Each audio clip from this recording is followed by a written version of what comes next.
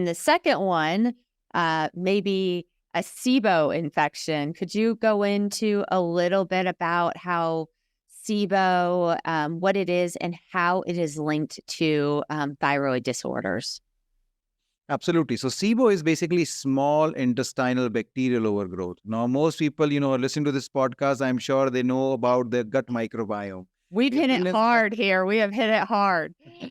Exactly. And I'm sure. And that is so important to hit it hard because, it basically kind of is one of those gems that we have figured out in the last decade.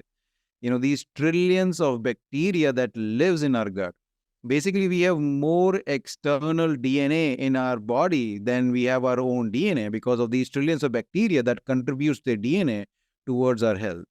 So what happens is that, because we have trillions of bacteria, some good, some not so good, right? And most of this bacteria lives in either the large intestine or somewhere near that. They are not supposed to be present in the small intestine.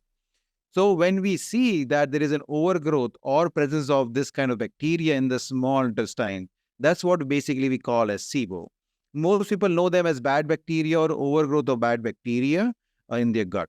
Now, what the SIBO causes is multiple problems. The first thing what it leads to is that it actually leads to not able to absorb different vitamins and minerals from our small intestine.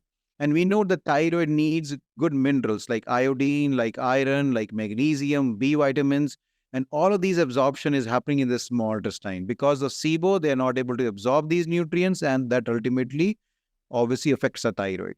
The second thing is that this SIBO also leads to inflammation in the gut.